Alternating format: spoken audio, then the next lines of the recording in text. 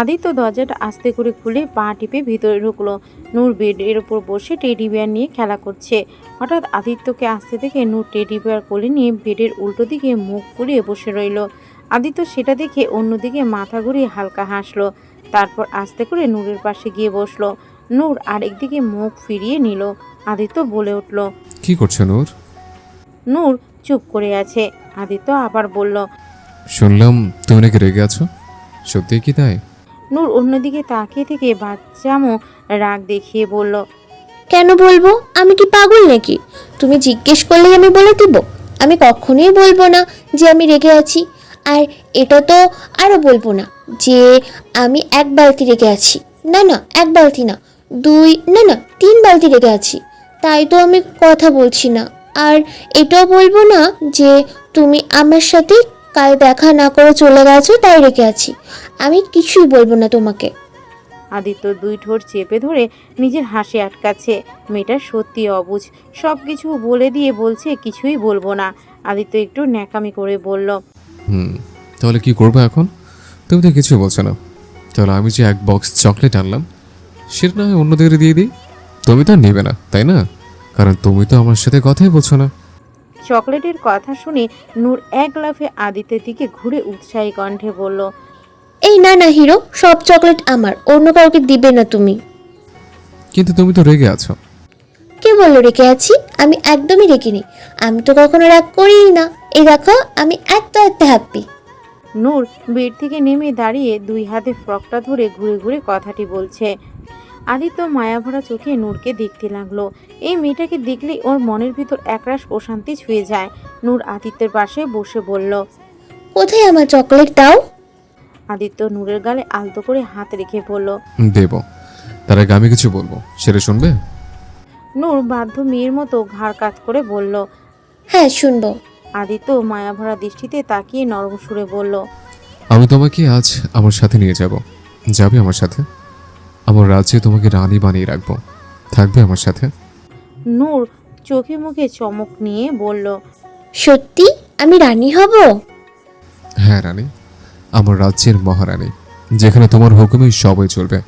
তুমি যা বলবে তাই হবে, যা চাইবে তাই পাবে। বলো, হবে তুমি আমার রানী? নূর একটু ভেবে বলল। যত খুশি তত চকলেট পাবো তো? আদিত্য এবার আর হাসি আটকাতে পারল না। নিচের ঠোঁট কামড়ে হেসে দিল। কতটা নিষ্পাপ সব কিছু ছেড়ে চকলেটের কথা ভাবছে। আদিত্য বলে উঠল, হ্যাঁ পাবে। আমি তোমার জন্য একটা চকলেটের ঘর বানিয়ে দিব, তাহলে হবে? ইয়ে, কি মজা! ঠিক আছে, আমি যাব তোমার সাথে। আদিত্য খুশি হয়ে বলল, ঠিক আছে, আমি তোমার জন্য লাল টুকটুক একটা শাড়ি এনেছি। তুমি সেটা পরে মিষ্টি করে বসে আসবে, কেমন? তারপর তুমি আমার বউ হয়ে আমার সাথে যাবে। নূর আবারও উঠে দাঁড়িয়ে হাতে তালি দিয়ে ঘুরে ঘুরে নিচে বলল। ওয়াও, আমি বউ সাজবো, বউ সাজবো। আদিত্য মুগ্ধ নয়নে নূরের হাসি মুখটা দেখছে। দুপুরের খাবার শেষে সবাই বাসার বসার রুমে এসে বসলো। নূরের মা নীলা নূরকে বউ সাজাতে গেছে।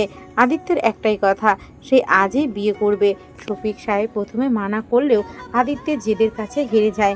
অজ্ঞতা কাজী সাহেবকে ডেকে আনেন। দুই একজন মুরব্বীকে ডেকে এনে ঘরোয়াভাবে বিয়ের আয়োজন করা হয়েছে। আদিত্য আসার সময় নূরের জন্য সব কিছু কিনে এনেছিল।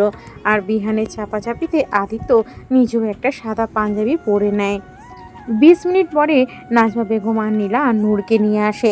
নূরের দিকে তাকিয়ে আদিত্যের হার্টবিট যেন বন্ধ হয়ে যায়। আদিত্য যতটা ভেবেছিল তার চেয়ে 1000 গুণ বেশি সুন্দর লাগছে নূরকে। শুধু সুন্দর বললেও কম হবে। কোন ভাষা দিয়ে এই সৌন্দর্যের প্রশংসা করাও দুর্বোধ্য। এই যে অলৌকিক সৌন্দর্য, যেন স্বপ্ন রাজ্যের কোনো রাজকুমারী। আদিত্যের নিজের চোখের উপরই ভয় লাগছে ও নিজেরই নজর না লেগে যায়। নূর ওর বাবার সামনে গিয়ে ঘুরে ঘুরে দেখিয়ে আহ্লাদে কণ্ঠে বলল, দেখো বাবা, আমি বউ সেজেছি, কেমন লাগছে আমাকে? শফিক সাহেব মেয়ের দিকে ছলছল চোখে তাকিয়ে রইল। তার মেয়েটা সত্যি আজ অন্যের বাড়ি চলে যাবে ভাবতেই বুক ফেটে যাচ্ছে। শফিক সাহেব নূরের মাথায় একপাশে হাত রেখে বলল, আমার মামুনিটা তো দুনিয়ার সবচেয়ে সুন্দর মেয়ে। আজ তোমাকে একদম পুতুলের মতো লাগছে। নূর খিলখিল করে হেসে উঠল। কিছুক্ষণ পর কাজী সাহেব বিয়ে পড়ানো শুরু করলেন। নূরকে কবুল বলতে বললে নূর প্রথমে বুঝলো না, পরে ওর মা বুঝিয়ে বলেন। তখন হাসি মুখে ফটাফট কবুল বলে ফেলল। তারপর আদিত্যও কবুল বলল। বিয়ে পড়ানো শেষে সবাই মনোজাত ধরল। একটু পরে নূরের মা নূরকে আবার রুমে নিয়ে এলো। তারপর নূরের মাথায় হাত বুলিয়ে নরম সুরে বলল, দেখো নুরিমা, আজ তোমার বিয়ে হয়ে গেল। এখন থেকে তুমি তোমার হিরোর বউ, বুঝেছ? নূর কিছু বুঝুক না বুঝুক ঘাড় কাত করে বলল, আচ্ছা। তোমাকে এখন জামাইয়ের সাথে তাদের বাড়িতে গিয়ে থাকতে হবে। শোনো, ওখানে যেয়ে কোনো দুষ্টামি করবে না, ঠিক আছে? তোমার হিরো যা বলবে তাই শুনবে, ঠিক আছে? একদম লক্ষ্মী মেয়ে হয়ে থাকবে, কেমন? আচ্ছা আম্মু, আমি একা কেন যাব? তোমরাও চলো না আমার সাথে। আমরা সবাই একসাথে থাকবো, অনেক মজা হবে। তা হয় না মা, বিয়ের পরে মেয়েকে একাই যেতে হয়। তুমি আমার লক্ষ্মী মেয়ে না? তুমি আমার কথা মানবে তো? একদম পচা মেয়ের মতন করবে না, ঠিক আছে? আচ্ছা, আমি একদম গুড গার্ল হয়ে থাকবো। নাজমা বেগম টলমলে চোখে মুচকি হেসে নূরের কপালে একটা চুমু খেয়ে মেয়েকে জড়িয়ে ধরলো। অনেক কষ্টে নিজের কান্না আটকে রেখেছেন তিনি, না হলে যে নূরকে পাঠানো যাবে না। বিদায়ের সময় হয়ে এলো, নূরকে আবার বাইরে নিয়ে আসা হলো। শফিক সাহেব নূরের হাত আদিত্যের হাতে তুলে কান্না জড়ানো কণ্ঠে বলল, আমার এই অবুঝ মেয়েটাকে দেখে রেখো বাবা, আজ থেকে ও তোমার আমানত। আদিত্য বলে উঠল, আপনি চিন্তা করবেন না, আমি কথা দিচ্ছি আমার জীবন থাকতে নূর যে কোনো কষ্টেও ছুঁতে পারবে না। শফিক সাহেব নূরের মেডিকেল ফাইল আদিত্যের হাতে দিল। আদিত্য নিজেই চেয়েছিল ও নূরকে আরো বড় ডাক্তারকে দেখাতে চায়, তাই শফিক সাহেব ফাইলটা দিয়ে বলল, এটা নূরের মেডিকেল ফাইল, এখানে ওর সব ডিটেলস আছে। ধন্যবাদ, আমরা এখন আসি তাহলে। ঠিক আছে বাবা। নীলা একটা বাস্কেট নিয়ে এসে বিহানের দিকে এগিয়ে দিয়ে বলল, ভাইয়া, এটা আপুর বেবি। আপু ওকে ছাড়া থাকতে পারে না, তাই এটা নিয়ে যান। বিহান মাথা ঝাঁকিয়ে বাস্কেটটা হাতে নিল। আদিত্য নূরের হাত ধরে বের হবার জন্য পা বাড়ালো।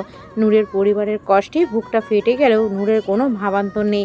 সে দিব্যি হাসি খুশি ভাবে হেলে দুলে আদিত্যের সাথে যাচ্ছে।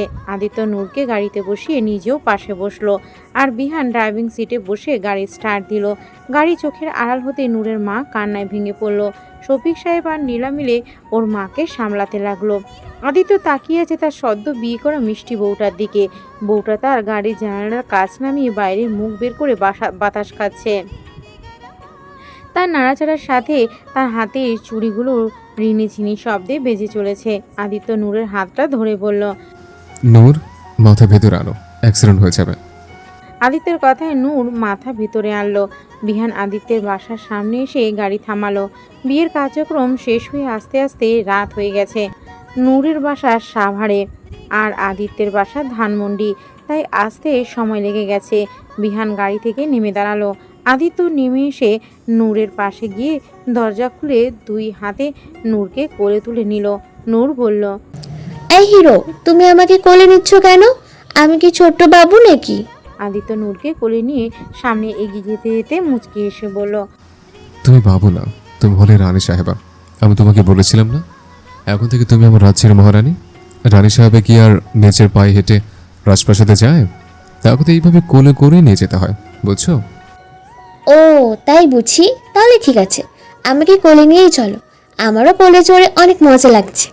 কথাটা বলে নূর দুই হাতে আদিত্যের গলা জড়িয়ে পা দোলাতে লাগলো। সামনে তাকিয়ে আদিত্যের সুবিশাল সাদা ডুপ্লেক্স বাড়িটা দেখে বিস্ময় নিয়ে বলল, এত সুন্দর প্রাসাদ! এটা তো টিভির ওই প্রাসাদগুলোর চেয়েও সুন্দর। আদিত্য মুচকি হাসলো। নূরকে কোলে নিয়ে বাসার ভিতরে ঢুকলো। ভিতরে ঢুকে নূর আরও হাঁ হয়ে গেল। চোখ দুটো বড় বড় করে বলল, এত বড় বাসা! এখানে তো ক্রিকেটও খেলা যাবে। মিন্টুদের বললে ওরা এখানে চলে আসবে ক্রিকেট খেলতে। আদিত্য নূরকে সোফায় বসিয়ে দিয়ে বলল, এটা তোমার বাসা, তুমি যা চাও তাই করতে পারো। নরম সোফায় বসতেই নূর খানিকটা ডেবে গেল। এত নরম সোফা পেয়ে নূর সোফাতে উঠে দাঁড়িয়ে লাফাতে শুরু করলো। লাফাতে লাফাতে বলতে লাগলো, ওয়াও, কত নরম সোফা! লাফাতে কি মজা! আদিত্য নূরের এক হাত ধরে বলল, আরে রে, কি করছো? পড়ে যাবে তো, নিচে বসো। বাসার সার্ভেন্টরা সবাই অবিশ্বাস্য চোখে তাকিয়ে আছে ওদের দিকে। এই পাগল মেয়েটাকে এটাই ওরা বুঝতে পারছে না। আর আদিত্য স্যার এর এত কেয়ার করছে কেন? আদিত্য নূরকে সোফায় বসিয়ে দিয়ে সার্ভেন্টদের দিকে তাকিয়ে বলল, তোমরা সবাই মিলে মন দিয়ে শোনো। ও হলো নূর, আমার ওয়াইফ। আজ থেকে ও তোমাদের ম্যাডাম, বুঝতে পেরেছো? তাই সবসময় ওর খেয়াল রাখবে। সবার চোখ যেন এইবার খুলে ফ্লোরে গড়াগড়ি খাওয়ার উপক্রম। এই পাগল মেয়েটা কিনা স্যারের বউ? সবাই নিজেদের একটু সামলে নিয়ে মাথা ঝাঁকিয়ে বলল। জি জি স্যার। তারপর আবার নূরের দিকে তাকিয়ে বলল। Hello ma'am. নূর নিজের আশেপাশে তাকিয়ে খুঁজতে লাগলো এই মামাটাকে তাকে দেখার জন্য। আদিত্য সেটা দেখে বলল, ওরা তোমাকে বলছে? কপাল কুঁচকে বলল, আমাকে? কিন্তু আমি তো মামা না। তুমি না বললে আমি এখানকার রানী? তাহলে ওরা আমাকে মামা বলছে কেন? আদিত্য খানিক হেসে বলল, মামা না, ম্যাম। আর হ্যাঁ, তুমি ঠিকই বলেছ। তুমি যেহেতু রানী সাহেবা, তাই তোমাকে ম্যাম বলা ঠিক হবে না। আদিত্য সার্ভেন্টদের দিকে তাকিয়ে বলল। আজ থেকে তোমরা সবাই নূরকে রানী সাহেবে বলে রাখবে, বুঝছো? সবাই মাথা ঝাঁকিয়ে সাই জানালো। বিহান আদিত্যের দিকে এগিয়ে বলল, আদি, আমি এখন যাইগা, অনেক রাত হইয়া গেছে গা, আমার ঘুম পাইতেছে। ঠিক আছে, তুই যা এখন। বিহান নীলার দেওয়া বাস্কেটটা নিচে রেখে চলে গেল। আদিত্য আবার নূরকে কোলে তুলে নিল। তারপর সিঁড়ি বেয়ে উপরে নিজের রুমে যেতে লাগলো। আদিত্য নূরকে কোলে নিয়ে নিজের রুমে এলো। নূর আদিত্যের কোলে থেকেই রুমের চারিদিকে চোখ বুলিয়ে নিচ্ছে। এই বাসার সব কিছু ওর কাছে বিস্ময়কর লাগছে। এত বড় কারো রুম হতে পারে তা জানা ছিল না ওর। আদিত্য নূরকে এনে আস্তে করে বেডের উপর বসিয়ে দিল। এই বেডটা তো সোফার চেয়েও নরম। নূরের মনে হচ্ছে ও কোনো স্পঞ্জ কেকের মাঝে ডুবে যাচ্ছে। নূর দুই হাত দুই পাশে বেডের উপর রেখে হাতে ভর দিয়ে বসা অবস্থায় হালকা ওঠানামা করতে লাগলো আর হাসতে লাগলো। আদিত্য শুধু মুগ্ধ নয়নে ওর নিষ্পাপ বউটাকে দেখছে। এই পরীটা এখন ওর বউ। এখন থেকে সবসময় ওর কাছে থাকবে, সব সময় এই হাসি মুখটা দেখতে পাবে। ভাবতেই নিজেকে কেমন সুখী সুখী মনে হচ্ছে। আদিত্য নূরের দিকে তাকিয়ে বলল, এটা এখন থেকে তোমার ঘর, তুমি এখন থেকে এখানেই থাকবে। পছন্দ হয়েছে তোমার? নূর কিছু না বলে ড্যাব ড্যাব করে আদিত্যের দিকে তাকিয়ে আছে। আদিত্য আবার বলল, কি হলো, কথা বলছো না কেন?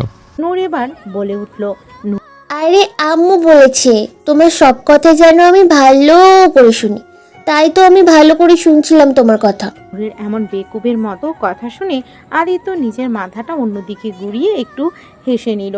তারপর আবার স্বাভাবিক হয়ে নূরের দিকে তাকিয়ে বলল, আচ্ছা, শোনা হয়ে গেছে, আমি তাহলে উত্তর দাও। রুম পছন্দ হয়েছে? নূর দুই হাত দুই দিকে ছড়িয়ে দিয়ে পরিমাপ দেখিয়ে বলল, হ্যাঁ, এতগুলো পছন্দ হয়েছে। আচ্ছা, তোমার নিশ্চয়ই শাড়ি গহনা পরে অনেক আনইজি লাগছে, তাই না? তুমি এক কাজ করো, এগুলো খুলে হালকা কিছু পরে নাও। আমি তোমার জামা কাপড় বের করে দিচ্ছি, কেমন? আচ্ছা। আদিত্য আগে নূরের গহনাগুলো আস্তে করে খুলে দিল।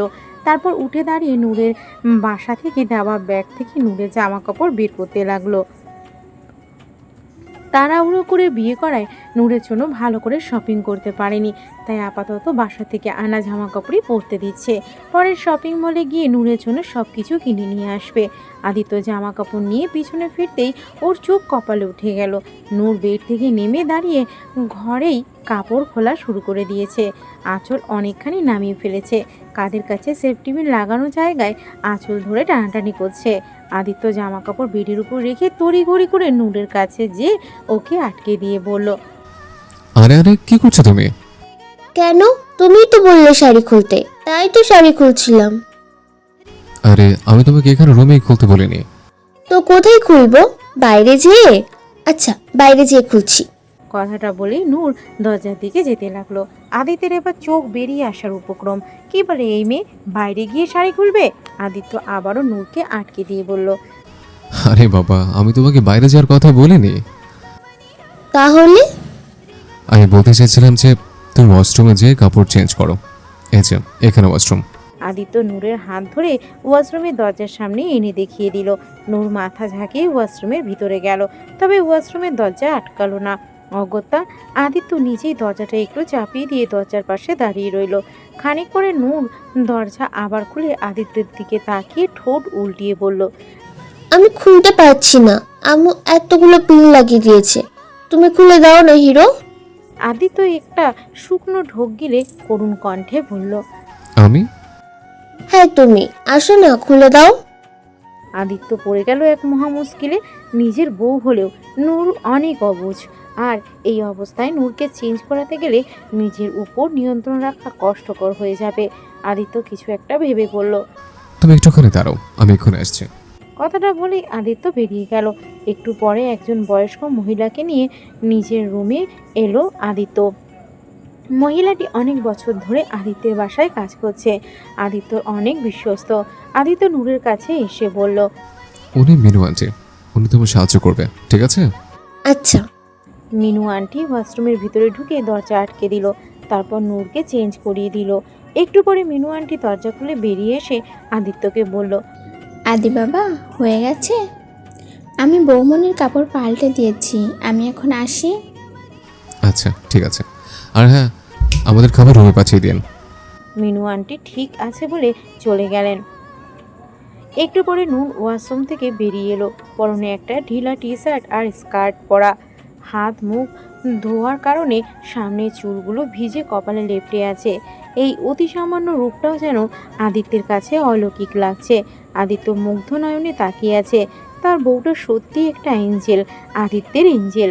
আদিত্য একটা তোয়ালে হাতে নিয়ে নূরের কাছে গিয়ে নূরের মুখটা আলতো করে মুছে দিল। তারপর নূরের হাত ধরে এনে বেডের উপর বসিয়ে দিয়ে বলল। তুমি এখানে একটু বসো, আমি ফ্রেশ হয়ে আসছি, কেমন? নূর ঠোঁট উল্টিয়ে বলল। কিন্তু আমার তো একা একা ভয় লাগে। আদিত্য টিভি চালু করে দিয়ে বলল। তুমি ততক্ষণ টিভি দেখো, নাহলে আমার মোবাইল দেখো। ভয় নেই, আমি এক্ষুনি চলে আসবো। আচ্ছা। আদিত্য নিজের মোবাইলে ইউটিউব চালু করে দিয়ে নূরের হাতে দিল। তারপর তাড়াতাড়ি কাপড় থেকে টি শার্ট আর ট্রাউজার নিয়ে ওয়াশরুমে ঢুকলো। অন্য সময় হলে আদিত্যের ফ্রেশ হতে আধা ঘন্টা 1 ঘন্টা লেগে যায়, তবে আজ আদিত্য 5 মিনিটের ভিতর তড়িঘড়ি করে ফ্রেশ হয়ে গেল। যেন ওয়াশরুমে আগুন লেগে গেছে এমনভাবে তাড়াহুড়ো করে বের হলো। নূরকে রুমে একা একা রেখে ওর চিন্তা হচ্ছিল, তাই এত তড়িঘড়ি করে ফ্রেশ হয়ে বের হলো আদিত্য। বের হয়ে দেখলো নূর অনেক প্রফুল্ল চিত্তে মোবাইল দেখছে। আদিত্য একটা স্বস্তির নিঃশ্বাস ফেললো। তখনই রুমের দরজায় কেউ নক করলো। আদিত্য দরজা খুলে দেখলো সার্ভেন্ট খাবার নিয়ে এসেছে।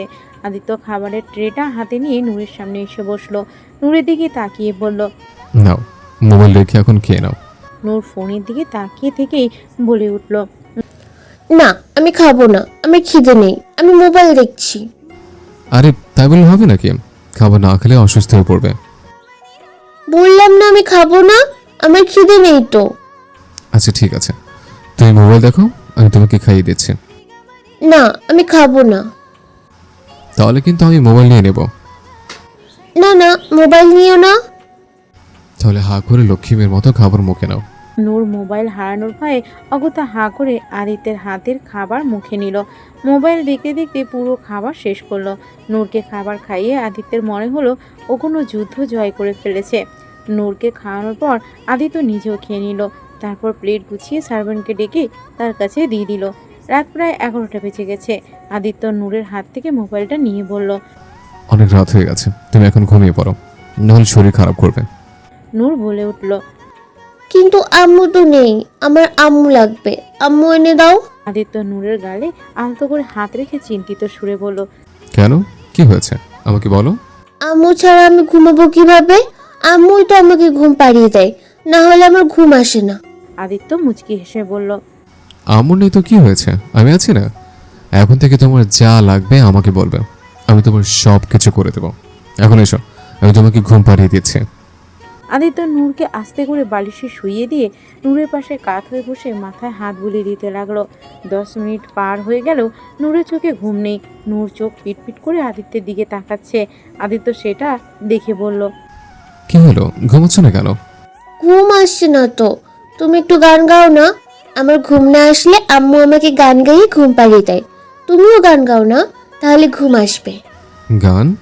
হ্যাঁ গান, তুমি গান পারো না? আদিত্য একটু অবাক হয়ে পড়ল। আদিত্য একটু অপ্রস্তুত হয়ে পড়ল। আদিত্য ছোটবেলায় গান গাইতো, কিন্তু ওর মা বাবা মারা যাওয়ার পর থেকে আর কখনো গান গায়নি। কিন্তু নূরের জন্য এখন গান না গিয়েও উপায় নেই, তাই আদিত্য জোরপূর্বক হেসে বলল। তুমি চোখ বন্ধ করো, আমি গান গাইছি। নূর বাধ্য মেয়ের মতো এক ফালি হাসি দিয়ে চোখ বন্ধ করে নিল। আদিত্য নূরের মাথায় হাত বোলাতে বোলাতে নূরের দিকে মায়াভরা দৃষ্টিতে তাকিয়ে থেকে নূরের সাথে দেখা হওয়ার মুহূর্ত থেকে ওর সাথে কাটানোর মুহূর্তগুলো মনে করে মুচকি হেসে গিয়ে উঠল। जिस जिंदगी ढूंढ रही है, क्या ये वो मकाम मेरा है, यहाँ चैन से बस रुक जाऊं, क्यों दिल ये मुझे कहता है, जज्बात नए से मिले हैं, जाने क्या असर ये हुआ है, एक आस मिली फिर मुझको, जो कबूल किसी ने किया है। हो किसी शायर की गजल, जो दे रूख सुकून के पल, कोई मुझको यूं मिला है, जैसे बंजारे को घर, नए मौसम की शहर, या सर्द में दोपहर, कोई मुझको यूं मिला है, जैसे बंजारे को घर।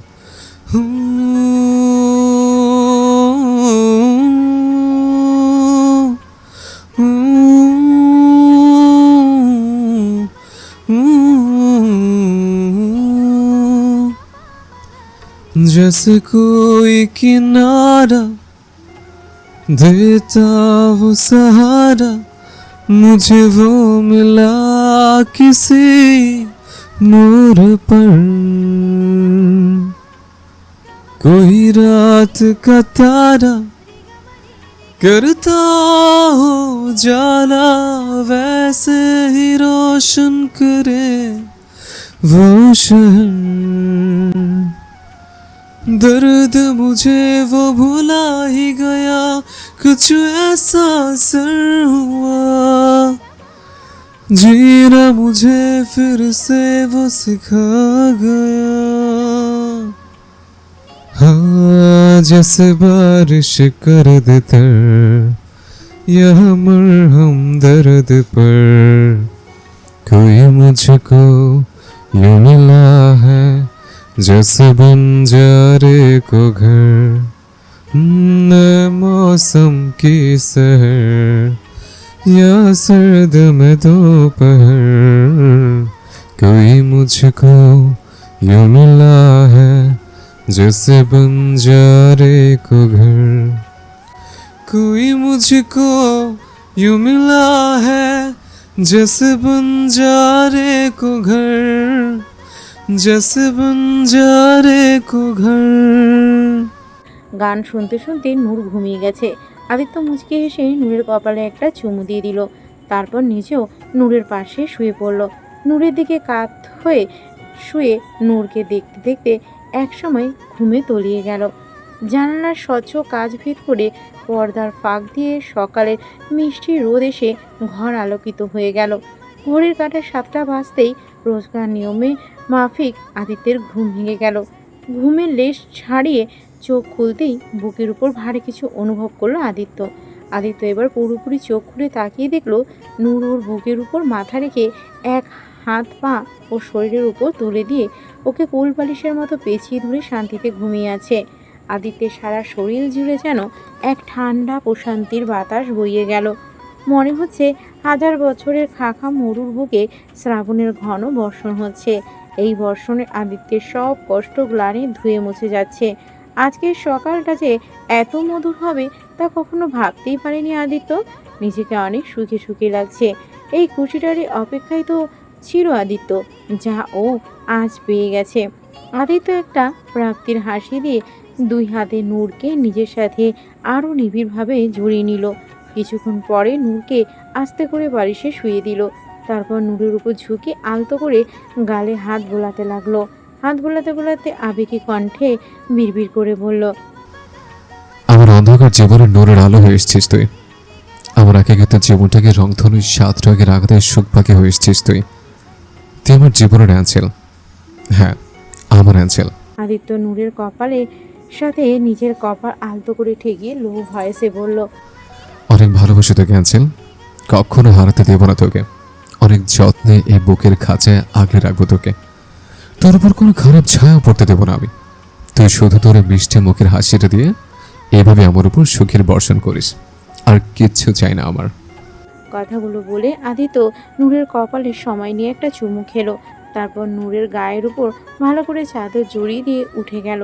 আদিত্য রোজকার অভ্যাস অনুযায়ী জগিং ট্রাকার করে জগিং করতে গেল। ঘণ্টাখানিক পর আদিত্য জগিং থেকে ফিরে এসে দেখলো নূর এখনও ঘুমাচ্ছে। আদিত্য নূরের দিকে তাকিয়ে মুচকি হেসে কাপড় থেকে কাপড় বের করে সামার নিতে গেল।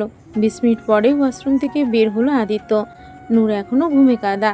আদিত্য মনে মনে বলল, বউটা তো দেখছি একদম ঘুম পাগলে, কিন্তু এখন তো উঠাতে হবে। এভাবে না খেয়ে ঘুমালে তো শরীর খারাপ করবে। কথাটা ভেবে আদিত্য নূরের কাছে এসে বেডের উপর বসলো। নূরের মাথায় হাত বুলিয়ে নরম সুরে ডাকতে লাগলো, নূর, এই নূর, গেট আপ মায়া চেও, অনেক বেলা হয়ে গেল তো। আদিত্যের ডাকে নূরের চেহারা বিরক্তির ছাপ দেখা গেল। নূর নড়ে চড়ে আবার উল্টো দিকে কাত হয়ে ঘুমের ভেতরে বলে উঠল, আম্মু আর একটু ঘুমাতে দাও না, আমার ঘুম শেষ হয়নি। নূরের ঘুমো ঘুমো কণ্ঠ শুনে আদিত্য হালকা হাসলো। আরও অনেকবার নূরকে ডাকলো, কিন্তু নূরের ওঠার কোনো নাম নেই।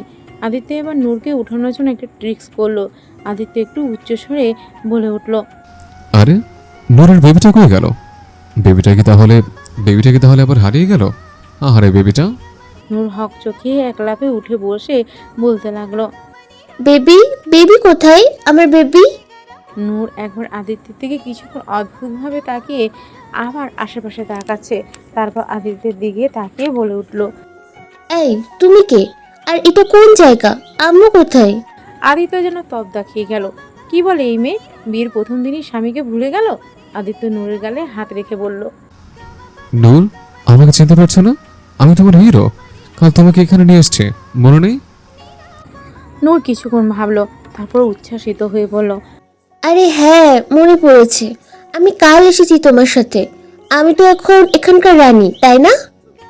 আদিত্য ফুস করে একটা নিঃশ্বাস ছিল। বেচারার দমটা গলায় আটকে গিয়েছিল নূরের কথায়। তবে এখন বুঝতে পারছে নূর ঘুম থেকে আচমকা ওঠায় ওর মস্তিষ্ক হয়তো ব্ল্যাঙ্ক হয়ে গিয়েছিল, তাই এমন রিয়েক্ট করেছে।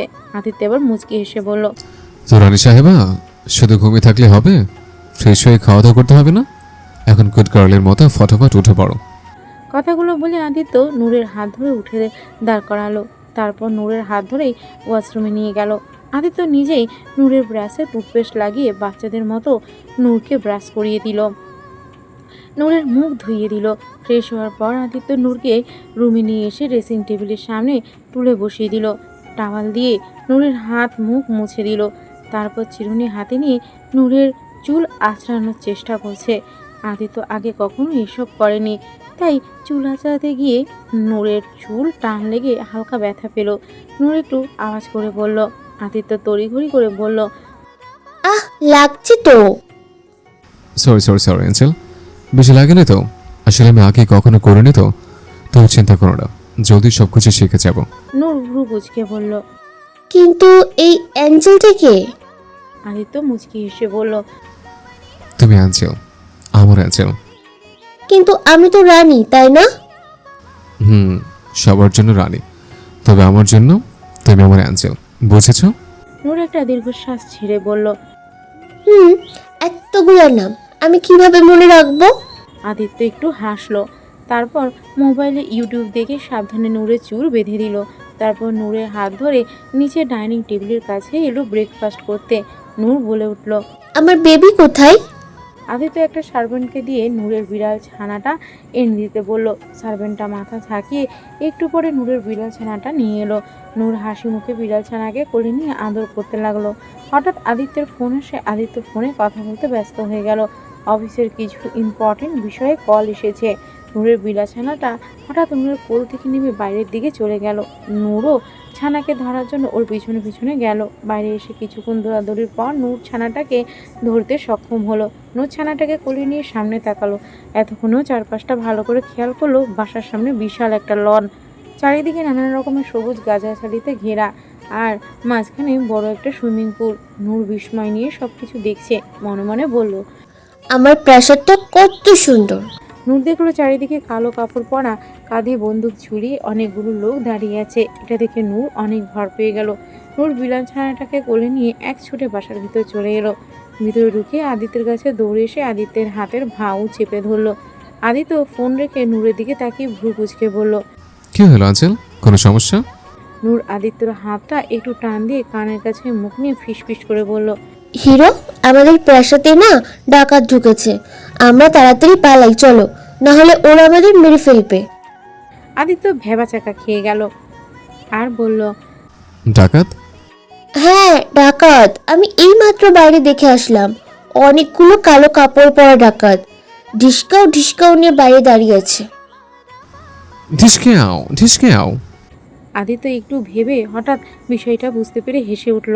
আদিত্যকে এভাবে হাসতে দেখে মিনু আন্টি সহ বাসার সব সার্ভেন্টরা বিস্ফোরক চোখে তাকিয়ে রইল। ওদের যেন বিশ্বাসই হচ্ছে না। আদিত্যকে এর আগে কখনো এভাবে হাসা তো দূরের কথা, কখনো মুচকিও হাসতে দেখেননি। মিনু আন্টি মনে মনে অনেক খুশি হলেন। আদিত্যকে সে অনেক বছর ধরে দেখে আসছে, কিন্তু আজকের মতো খুশি তাকে কখনো দেখেনি। নূর অবাক হয়ে বলল। তুমি হাসছো কেন? আদিত্য হাসি থামিয়ে নূরের দিকে তাকিয়ে বলল। আরে ওরা ডাকাত না, তাহলে? ওরা হলো গার্ডস, মানে পাহারাদার। যেমন প্রাসাদে রক্ষীরা থাকে, তেমনি ওদেরও আমাদের বাসার আর বাসার লোকজনদের সুরক্ষার জন্য রাখা হয়েছে, বুঝছো? ও, কিন্তু ওরা কালো কাপড় কেন পরেছে? আমার কালো কাপড় পছন্দ না, ওদের অন্য রঙের কাপড় পরতে বলবে। আচ্ছা ঠিক আছে, তুমি বলো ওরা কি পড়বে? তুমি তো এখন এই রাজ্যের মহারানী, তাই না? আচ্ছা ঠিক আছে। নূর কিছুক্ষণ ভেবে বলল।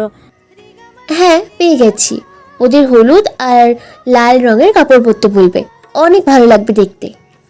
আদিত্য মনে মনে হলুদ আর লাল রঙের কাপড়ে গার্ডসদের ইমাজিন করতেই ওর হাসি আটকাতে পারছে না। বেচারা গার্ডসদের পুরো জোকার রূপ দিয়ে দিয়েছে নূর। আদিত্য বলে উঠল। আচ্ছা সেসব পরে দেখা যাবে, এখন এসো আগে ব্রেকফাস্ট করে নাও। কথাটা বলে আদিত্য নূরকে চেয়ারে বসালো। নূরের প্লেটে সিদ্ধ ডিম দিতেই নূর লাফিয়ে উঠে বলল। আরে আরে, ডিম দিচ্ছ কেন? কেন মানে? খাওয়ার জন্য দিচ্ছি, চলো ফটাফট ডিমটা খেয়ে নাও। আরে তুমি এত নির্দয় কেন হিরো? মানে?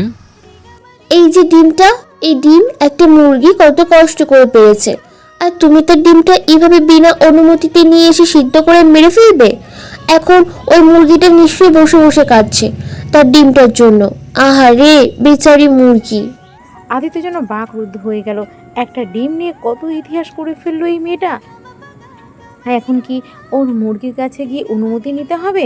নূর যে না খাওয়ার জন্য এসব তালবাহানা করছে তা ভালোই বুঝতে পারছে আদিত্য।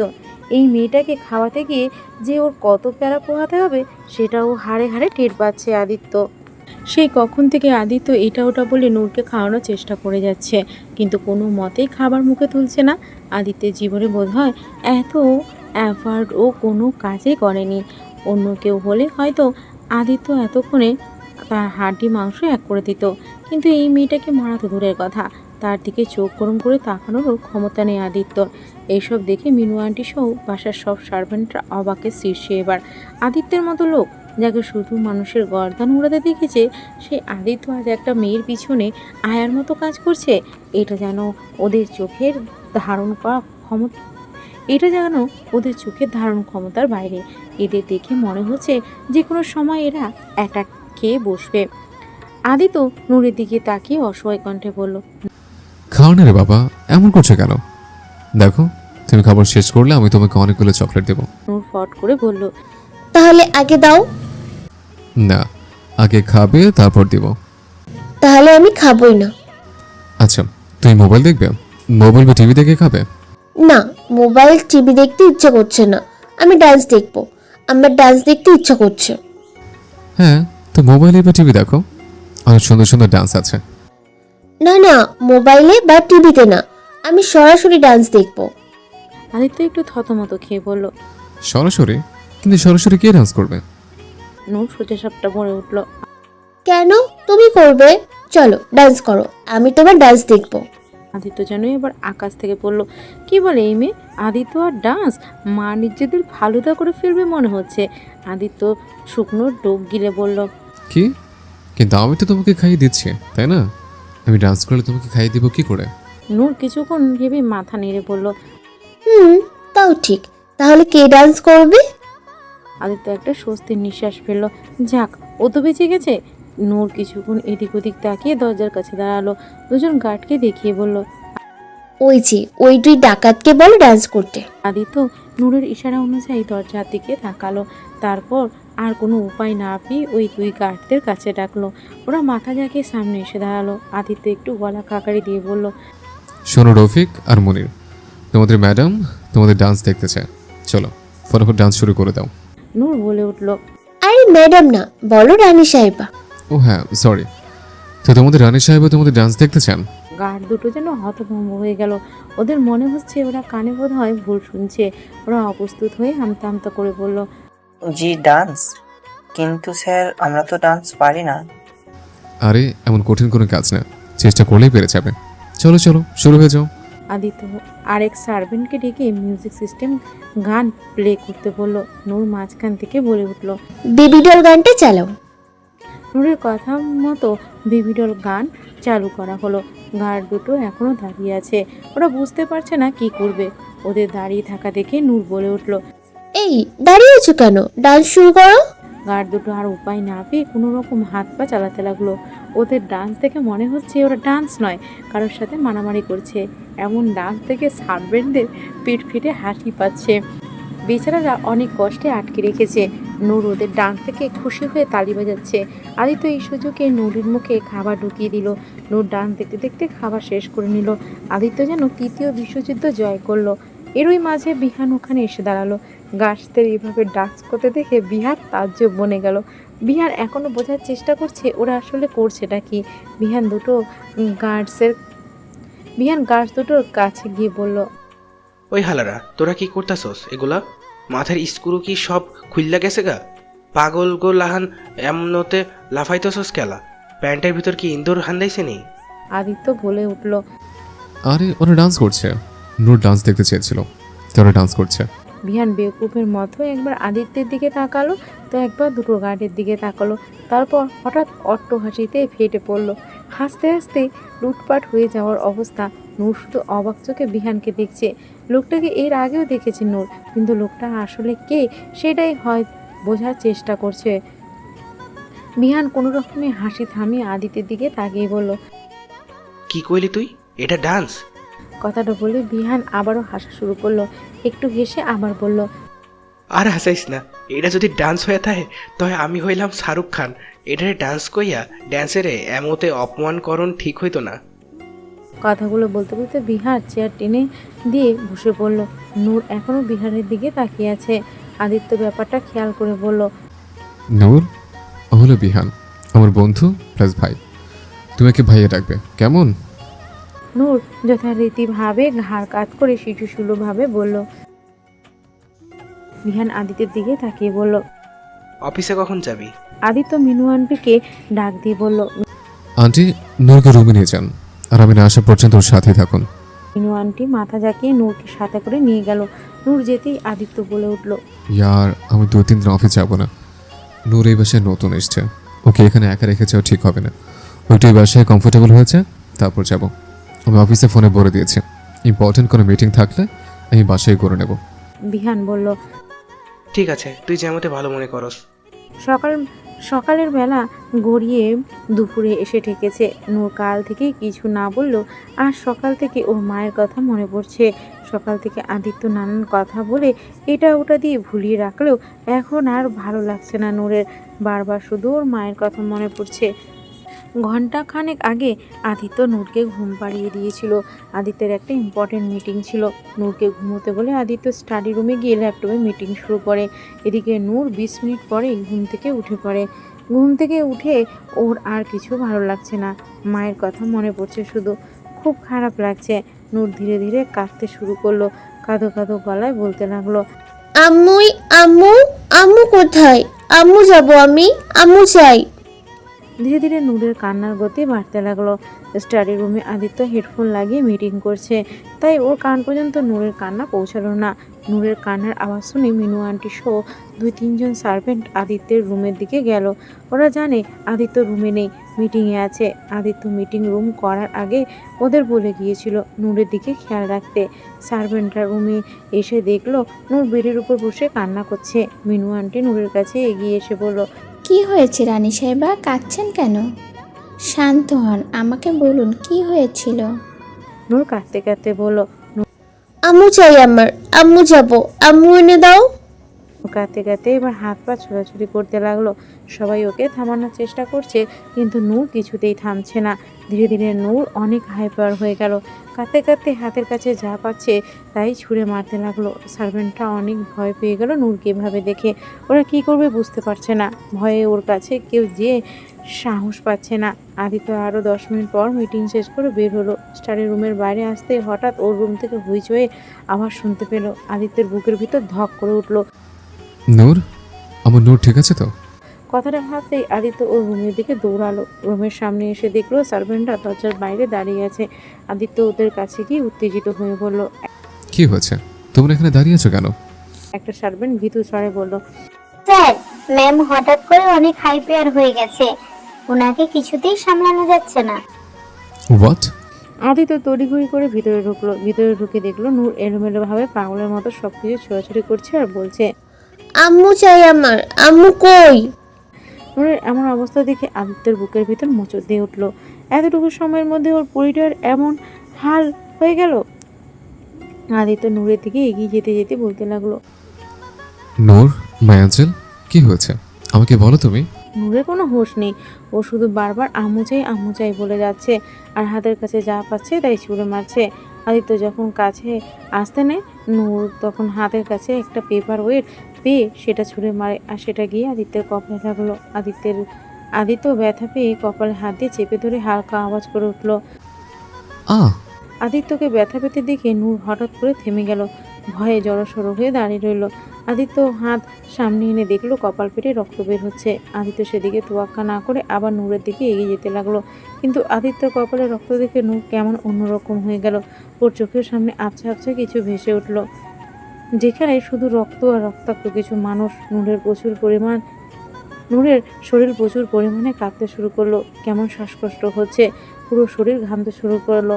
আদিত্য কাছে এসে নূরকে ধরতে গেলে নূর ছিটকে সরে যায় আর কাঁপতে কাঁপতে অস্বাভাবিকভাবে বলতে লাগলো। রক্ত? নূরকে এমন করতে থেকে আদিত্য আরও ভয় পেয়ে গেল। ওর এঞ্জেলটা হঠাৎ এমন করছে কেন? কি হচ্ছে ওর সাথে? নূরের হঠাৎ প্রচুর মাথা ব্যথা শুরু হয়ে গেল, চোখটা ঝাপসা হয়ে গেল, শরীরটা কেমন নিস্তেজ হয়ে গেল। নূর আর দাঁড়িয়ে থাকার শক্তি পেল না। আদিত্য কোনো কিছু বুঝে ওঠার আগেই নূর জ্ঞান হারিয়ে ফ্লোরে লুটিয়ে পড়ল। আদিত্যর মাথায় তখন আকাশ ভেঙে পড়ল। কয়েক সেকেন্ডের জন্য অনুভূতি শূন্য হয়ে গেল। আদিত্য দ্রুত গতিতে নূরের কাছে গিয়ে নূরের মাথাটা 2 হাত ধরে নিজের কোলের মাঝে নিয়ে পাগলের মতো বলতে লাগলো, no no no no, Noor, Mayanchal, don't do this to me, please open your eyes, talk to me. Noor, Noor, please চোখ খুলে শোনা, আমি যে সহ্য করতে পারছি না। নূরের কোনো রেসপন্স না পেয়ে আদিত্য যেন বোধ শক্তিহীন হয়ে গেল। নিজেকে পাগল পাগল মনে হচ্ছে ওর। একটু আগেও কত হাসি খুশি ছিল ওর এঞ্জেলটা, আর এখন কি থেকে কি হয়ে গেল। তখনই বিহানও দৌড়ে রুমে ঢুকলো। আদিত্য আর নূরকে এভাবে দেখে অবাক হয়ে জিজ্ঞেস করলো। কি রে, কি হয়েছে? আদিত্য বিহানের দিকে তাকিয়ে করুণ কণ্ঠে বলল, তো দেখ না বিহান, হঠাৎ নূরের কি যেন হয়েছে, ও কথা বলছে না, প্লিজ ডু সামথিং। বিহান আদিত্যের কপালে রক্ত দেখে চমকে গিয়ে বলল, আদি, তোর কপাল থেকে তো রক্ত ঝরতেছে। তুই আমাকে ছাড়, তাতে নূরকে ঠিক করার জন্য কিছু কর। সব আমার দোষ, আমার ওকে এখানে রেখে যাওয়া ঠিক হয়নি, আমার জন্য আজ ওর এই অবস্থা হয়েছে। আচ্ছা আচ্ছা, তুই চিন্তা করিস না, নূরকে বিছানায় হইয়া দে, আমি ডাক্তারকে আইবার কইতাছি। বিহানের কথা মতো আদিত্য নূরকে কোলে তুলে নিয়ে বিছানায় শুয়ে দিল। 1 ঘন্টা পরে নূরের জ্ঞান ফিরল। তখন ডাক্তার এসে নূরকে চেক আপ করে গিয়েছিল, বলেছিল 40-50 মিনিট পরে নূরের জ্ঞান ফিরে আসবে। বিহান আদিত্যকে জোর করে ধরে ডাক্তারের কাছে থেকে কপালে ব্যান্ডেজ করে নিয়েছে। নূর পিটপিট করে চোখ খুলে তাকালো। চোখ করে সামনে তাকাতেই ওর মাকে বেডের উপর বসে থাকতে দেখে খুশি হয়ে গেল নূর হাসি মুখে উঠে বসে ওর মাকে জড়িয়ে ধরে বলল, আম্মু তুমি এসেছো? জানো আমি তোমাকে এতগুলো মিস করছিলাম, তুমি এসেছো, এখন আমার অনেক খুশি লাগছে। নূরের মা নূরকে আস্তে করে ছাড়িয়ে নিয়ে শান্ত ভঙ্গিতে বললেন, কিন্তু আমার মোটেও ভালো লাগছে না, আমি তোমার উপর রেগে আছি। নূর অসহায় কণ্ঠে বলল, কেন? আমি কি করেছি? কারণ তুমি আর গুড গার্ল নেই, তুমি ব্যাড গার্ল হয়ে গেছো। আমি তোমাকে এখানে আসার আগে কি বলেছিলাম মনে আছে?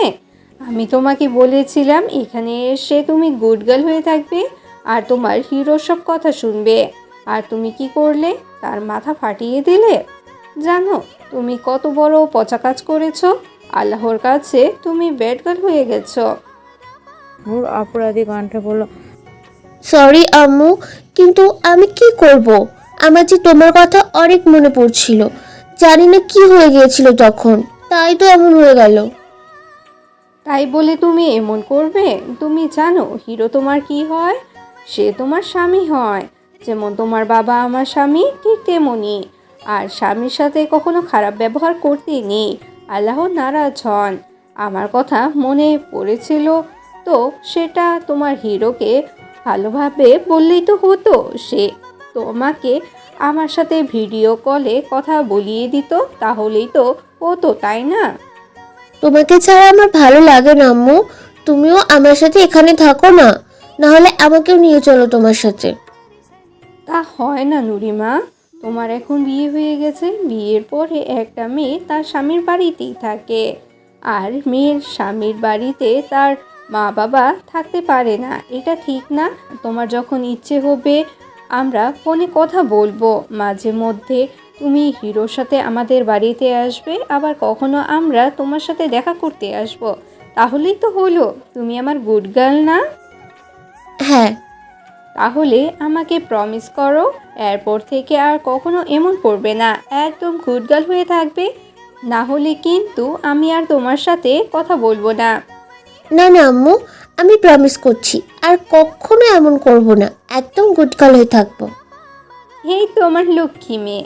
কথাটা বলে নাজমা বেগম নূরকে জড়িয়ে ধরলো। মেয়েটার জন্য তার বড্ড চিন্তা। তখন আদিত্য ফোন করে তাদের আসতে বলতেই তারা তাড়াহুড়ো করে এখানেই চলে এসেছে। একটু পরে নীলা ট্রেতে করে স্যুপ নিয়ে রুমে ঢুকলো। নীলাকে দেখে নূর খুশি হয়ে বলল, আরে নীলা, তুমিও এসেছো? নীলা মুচকি হেসে বলল, হ্যাঁ, আমিও এসেছি। এখন কেমন লাগছে তোমার আপু? ভালো। নীলা স্যুপটা নাজমা বেগমের হাতে দিলে নাজমা বেগম সেটা নূরকে খাইয়ে দিল। ড্রয়িং রুমের সোফায় মাথা নিচু করে 2 হাত দিয়ে চুল চেপে বসে আছে আদিত্য। বারবার শুধু চোখের সামনে নূরের সেই জ্ঞান হারানো দৃশ্যটাই ঘুরছে, কিছুতেই ভুলতে পারছে না সেটা। একটু পরে নাজমা বেগম সিঁড়ি বেয়ে নেমে আসে। আদিত্যকে এভাবে বসে থাকতে দেখে আস্তে করে ওর পাশে গিয়ে বসলো। কারোর বসার আভাস পেয়ে আদিত্য মাথা তুলে তাকালো। নাজমা বেগমকে দেখে চিন্তিত সুরে বলল, আরে আন্টি, আপনি এখানে? নূর ঠিক আছে তো? নাজমা বেগম স্মিত হেসে বলল, চিন্তা করো না, নূরের জ্ঞান ফিরে এসেছে, ও এখন সুস্থ আছে। আদিত্য একটু স্বস্তির নিঃশ্বাস পেল। এতক্ষণে যেন আত্মাটা গলায় চলে এসেছিল। আদিত্য নিচের দিকে তাকিয়ে অপরাধী কণ্ঠে বলে উঠল, আই এম সরি আন্টি, আমি আমার কথা রাখতে পারিনি। আমি আপনার মেয়ের খেয়াল রাখতে পারিনি। আজ আমার একটু অসাবধানতার কারণে নূরের এই অবস্থা হয়ে গেল। আমি জানি আপনি হয়তো আমার উপর রেগে আছেন, আর এটাই স্বাভাবিক। নাজমা বেগম শান্ত সুরে বলল, রেগে তো একটু আছে, তবে নূরের জন্য নয়, তোমার এই বারবার আন্টি বলার জন্য। আমি কি তোমার আন্টি হই? নূর যেমন আমার মেয়ে, তেমনি তুমিও তো আমার ছেলের মতোই, তাই না? জানো, নূর হওয়ার পর আমার একটা ছেলের অনেক শখ ছিল, কিন্তু সেটা আর পূরণ হয়নি। তবে আজ তোমার রূপে আমি একটা ছেলে পেয়েছি, তাহলে আমাকে কি মা ডাকা যায় না? আদিত্য অবাক চোখে নাজমা বেগমের দিকে তাকালো। চোখের কোণা চিকচিক করে। ওর আজ কত বছর পর ওর মায়ের মমতা পাচ্ছে, কাউকে মা ডাকার সুযোগ পাচ্ছে। নূর সত্যি একটা এঞ্জেল। নূর আদিত্যের জীবনের সব অসম্পূর্ণতা ধীরে ধীরে পূর্ণ করে দিচ্ছে। আদিত্য কোনো রকমে নিজেকে সামলে নিয়ে বলল, অবশ্যই I am sorry. I mean মা, সরি মা। সরি কেন বলছো? আর নিজেকে অপরাধী ভাবার কোনো দরকার নেই তোমার। আসলে আমাদেরই ভুল ছিল। তোমাকে সেদিন সব কিছু ভালোভাবে বুঝিয়ে দেওয়া উচিত ছিল, তাহলে আর এসব হতো না। আসলে নূর মাঝে মধ্যেই ছোটোখাটো এমন ব্যবহার নিয়ে হঠাৎ করে এমন হাইপার হয়ে যায়, তখন ওকে সামলানো অনেক মুশকিল হয়ে যায়। ও যেটা চায় সেটা ওকে সাথে সাথেই দিতে হয়, না হলে ও এমন হয়ে যায়। তবে সবচেয়ে বেশি সমস্যা হয় কোথাও রক্ত দেখতে পেলে। অ্যাক্সিডেন্টের পর থেকে কোথাও রক্ত দেখতে পেলে ওর এমন প্যানিক অ্যাটাক শুরু হয়ে যায়। তাই এই বিষয়টা বেশি খেয়াল রাখতে হয়, আর যতটা সম্ভব ওকে একা না ছাড়াটাই ভালো। ঠিক আছে মা, আমি এরপর থেকে এসব জিনিস খেয়াল রাখবো। আচ্ছা ঠিক আছে, এখন যাও নূরের সাথে দেখা করে এসো। আদিত্য একটু আমতা করে বলল। কিন্তু মা, ও যদি আবার... আদিত্যের কথা শেষ হওয়ার আগেই নাজমা বেগম মুচকি এসে বলল, চিন্তা করো না, এখন আর ভয় করবে না নূর। আর এমনিতেও তুমি তো এখন ব্যান্ডেজ করেই নিয়েছো। আদিত্য বলে উঠল, ঠিক আছে, তবে কিছু মনে না করলে একটা কথা বলেছিল। হ্যাঁ বলো। আসলে বলছিলাম যে আপনি না হয় এখানে কিছুদিন থেকে যান, তাহলে নূরের ভালো লাগবে। না বাবা, তা হয় না। নূরের বাবার অফিস থাকে, আর তার শরীরটাও বেশি ভালো নেই, তাই আমাকে তার কাছে থাকতে হবে। আর তাছাড়া এইখানে থাকলে নূরের সেটা অভ্যাস হয়ে যাবে। আমি চলে গেলে নূর আবার পাগলামি করবে, তাই এখন থেকেই নূরকে আমাকে ছেড়ে থাকার অভ্যাস করতে হবে, তাহলেই ও এই থাকতে পারবে। আদিত্য কিছুক্ষণ ভেবে আবার বলল, ঠিক আছে মা, তবে একটা কথা, 2-4 দিন পরে তো আমাকে অফিসে যেতেই হবে, আর তখন নূরের পাশে থাকার মতো তেমন লোক নেই। তো বলছিলাম, আপনি না থাকলেও নীলা না হয় কিছুদিন আমাদের এখানেই থাকো। নূর যতদিন পুরোপুরিভাবে এই বাসায় কমফোর্টেবল না হয়েছে, ততদিন নীলা এখানে থাকলে ভালো হতো। আমি একটু নিশ্চিত হয়ে অফিস যেতে পারতাম। আই প্রমিস, নীলার কোনো সমস্যা হবে না এই বাসায়। নাজমা বেগম একটু ভেবে বলল, হ্যাঁ, এটা করাই যায়। করোনার জন্য নীলার কলেজও আপাতত বন্ধ হয়ে আছে, তাই ওর তেমন সমস্যা হবে না। ঠিক আছে, আমি ওর সাথে কথা বলে নেব। ও নূরের কাছে থাকলে আমারও একটু চিন্তা কম হবে। থ্যাংক ইউ সো মাচ মা। ঠিক আছে, যাও, নূরের কাছে যাও। আদিত্য মাথা নেড়ে উঠে গেল। নাজমা বেগম পিছন থেকে তাকিয়ে রইল। তার মেয়ের ভাগ্যটা যে এত ভালো তা জানা ছিল না। তার ছেলেটা কেমন পাগলের মতো ভালোবাসে মেয়েটাকে, একটু অসুস্থ হওয়ায় কেমন পাগলের মতো হয়ে গেছে। আল্লাহ যেন ওদের ভালো রাখে। আদিত্য আস্তে করে ভিতরে ঢুকলো। নীলা নূরের সাথেই বসেছিল। আদিত্যকে আস্তে থেকে নূরের দিকে তাকিয়ে বলল, আপু, আমি তোমার জন্য জুস নিয়ে আসছি, কেমন? নূর ঘাড় কাত করে বলল। আচ্ছা। নীলা চলে যেতে আদিত্য ধীরে ধীরে নূরের কাছে গিয়ে বেডের উপর বসলো। নূরের দিকে মায়া ভরা দৃষ্টিতে কিছুক্ষণ তাকিয়ে রইল, তারপর গালে আলতো করে হাত রেখে বলল, এখন কেমন লাগছে তোমার? খারাপ লাগছে না তো? নূর মুখ ছোট করে দুই দিকে মাথা নাড়িয়ে না বোঝালো। নূর আদিত্যের দিকে কেমন চোরাভাবে অপরাধী চোখে তাকাচ্ছে, একবার তাকাচ্ছে আবার মাথা নিচু করে ফেলছে। আদিত্য সেটা দেখে বলল, কি হয়েছে, এখনো ভয় লাগছে আমাকে দেখে? নূর আবারও মাথা নিচু করে দুই দিকে নাড়িয়ে না বোঝালো। আদিত্য আবার বলে উঠল, তাহলে ভালো করে তাকাচ্ছ না কেন আমার দিকে? দেখি, ভালো করে তাকাও আমার দিকে। কথাটা বলে আদিত্য দুই হাতে নূরের মুখটা ধরে উপরের দিকে তুলে বলল। কি হয়েছে আমার ছেলের? নূর বাচ্চাদের মতো অপরাধী মুখ করে আদিত্যের কপালের দিকে তর্জনী আঙ্গুল দেখিয়ে বলল, এটা আমার জন্য হয়েছে, তাই না? আমি তোমাকে ব্যথা দিয়েছি। নূর দুই হাতে দুই কানের লতি ধরে অপরাধী সুরে বলল, নূর, অনেকগুলো সরি, আর কখনো এমন করব না, সত্যি বলছি। আদিত্য একটা প্রাপ্তির হাসি দিয়ে নূরের দুই হাত কান থেকে নামিয়ে নিজের হাতের ভিতর নিয়ে নরম সুরে বলল, তোমার সরি বলতে হবে না, আমি তো পুরোটাই তোমার। তুমি আমার সাথে যা খুশি করতে পারো, আর এটা তো সামান্য ব্যাপার, তেমন কিছু হয়নি আমার। ব্যাস, তুমি ঠিক থাকলেই হলো, আর কিচ্ছু চাই না আমার। নূর আদিত্যের কপালে ব্যান্ডেজের উপর আলতো করে হাত ছুঁয়ে দিয়ে বলল, অনেক ব্যথা হচ্ছে, তাই না? আমি জাদু করে দিই? আদিত্য ভ্রু কুঁচকে বলল, জাদু? হ্যাঁ, জাদু। আমি যদি কখনো ব্যথা পাই, তাহলে আম্মু আমাকে এই জাদু করে দেয়। আচ্ছা তাই, কি জাদু? নূর হাঁটু পাড় দিয়ে বসে মাথাটা একটু উঁচু করে দুই হাতে আদিত্যের মুখটা ধরে কপালে ব্যান্ডেজ করা জায়গায় একটা চুমু খেলো। ব্যাস, এইটুকুই যথেষ্ট ছিল আদিত্যের ভাটা পড়া নদীকে সুখের জোয়ারে ভাসানোর জন্য। আর কি চাই ওর? আদিত্য চোখ বন্ধ করে এই মধুর স্পর্শটা নিজের ভিতরে মিশিয়ে নিল। এইটুকু আঘাতের জন্য যদি এতটা সুখের জোয়ার পায়, তাহলে আদিত্য প্রতি মুহূর্তে আঘাত পেতে রাজি। চুমু খাওয়া শেষে নূর আবার ঠিক হয়ে বসলো। আদিত্য এখনো চোখ বন্ধ করে আছে, ঠোঁটে ঝুলছে তার অতীব প্রাপ্তির হাসির রেখা। আদিত্য ধীরে ধীরে চোখ খুলে তাকালো। নূর তখন বলে উঠল, এটাই হলো জাদু। আম্মু বলে এই জাদু করলে আর ব্যথা থাকে না, দেখবে এখন তোমারও ব্যথা সেরে যাবে। আদিত্য হঠাৎ দুই হাতে নূরকে জড়িয়ে ধরলো। নূরকে আষ্টে পৃষ্ঠে জড়িয়ে ধরে বলল, সারবে না, সেরে গেছে। তুমি সত্যিই জাদুকর। তোমার জাদুতে আমার সব ব্যাধের চমৎকার হয়েছে। তুমি সত্যি একটা অ্যাঞ্জেল, আমার লাইফের অ্যাঞ্জেল। কথাগুলো বলে আদিত্য নূরের মাথার পাশে চুমে খেলো। মনে মনে ভাবলো, ওর এই এঞ্জেলটার কিছু হয়ে গেলে ও বাঁচতে পারবে না, কিছুতেই না। আদিত্যের কথা নূর তেমন বুঝতে না পারলেও হাসি মুখে সে নিজেও আদিত্যকে জড়িয়ে ধরলো। দেখতে দেখতে 3টে দিন কেটে গেছে।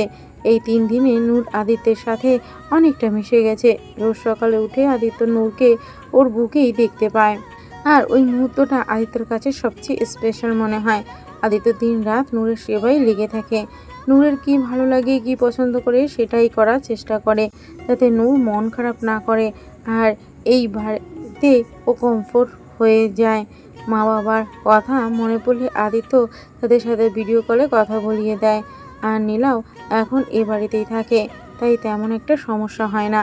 আজ 5 দিন পর আদিত্য অফিসে এসেছে। খুবই গুরুত্বপূর্ণ একটা মিটিং ছিল, তাই আসতে হয়েছে। যদিও নূরকে বাসায় রেখে আসতে আদিত্যের টেনশনের শেষ ছিল না।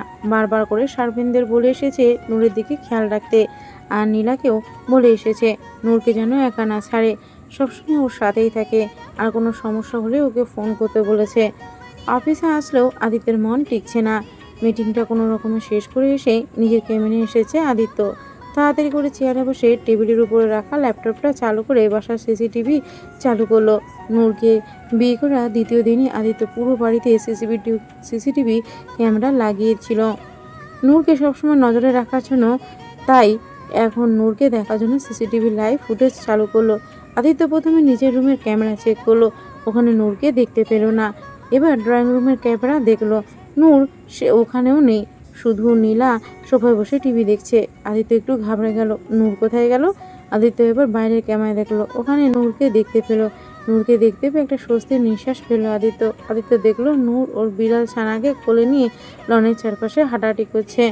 নূরের ওর হিরোকে ছাড়া কেমন যেন ভালো লাগছে না, টিভি দেখেও মজা পাচ্ছিল না, তাই বেবিকে নিয়ে একটু বাইরে হাঁটতে এসেছে। নূর চারপাশে তাকিয়ে দেখলো ওই গার্ডগুলো দাঁড়িয়ে আছে। নূরের কথা মতো আদিত্য ওদের কালো কাপড় চেঞ্জ করে দিয়েছে। যদিও নূরের সেই ওয়ার্ল্ড ফেমাস কালারগুলো দেয়নি আদিত্য, বেচারাদের এইরকম সাজ দিলে সবাই ভয় পাওয়ার বদলে ওদের নিয়ে হাসাহাসি করবে, তাই কালার বদলে শুধু ব্লু কালারের কোট প্যান্ট করে দিয়েছে। নূর এখন আর ওদের দেখে ভয় পায় না। আদিত্য নূরকে ওদের সাথে পরিচয় করে দিয়েছিল, তাই আর এখন ভয় লাগে না। নূর হেঁটে গার্ডসগুলোর সামনে গেল। গার্ডসগুলো নূরকে দেখে মাথা হালকা ঝুঁকিয়ে বলল, গুড মর্নিং রানী সাহেবা। গার্ডসদের এমন সম্মাননা করা দেখে নূরের নিজের উপর অনেক গর্ব ভাব হচ্ছে।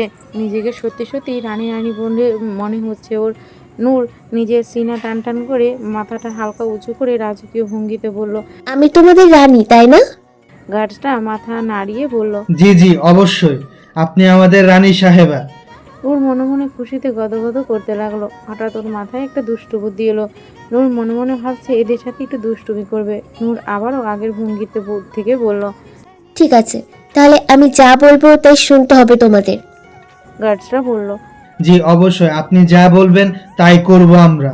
নূর একটা গার্ডের দিকে আঙুল তুলে বলল, শোনো, তুমি তুমি তোমার এক নাকের ভেতর আঙুল ঢুকাও। গার্ডসটা থতমত খেয়ে গেল। জি। নূর একটু হুমকে সুরে বলল, শুনতে পাওনি?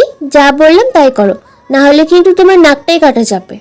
গার্ডসটা অগত্যা আর উপায় না পেয়ে তার তর্জনী আঙ্গুলটা এক নাকে ঢুকিয়ে দিল।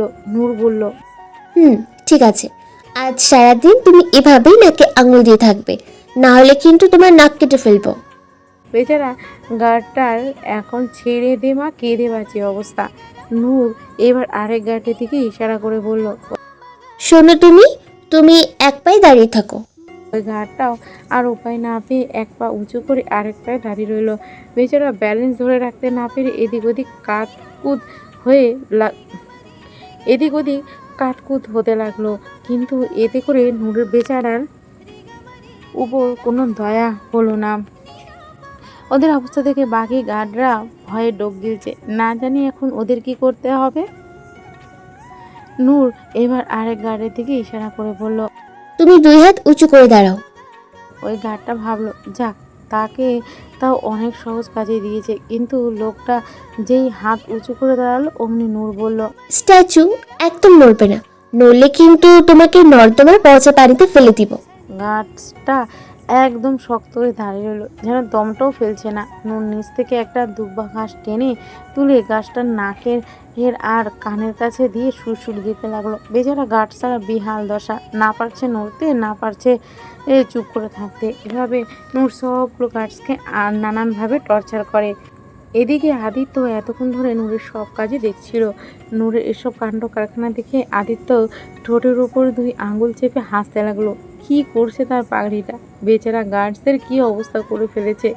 এভাবে দেখতে দেখতে আরও 15 মিনিট কেটে গেল। এই 15 দিনে নূর পুরোপুরি আদিত্যের সাথে মিশে গেছে। এখন আর আদিত্য ছাড়া কিছুই বোঝে না নূর। অবশ্য আদিত্যের এত কেয়ার আর ভালোবাসায় নূরের আদিত্যের প্রতি টান না এসে উপায়ও ছিল না।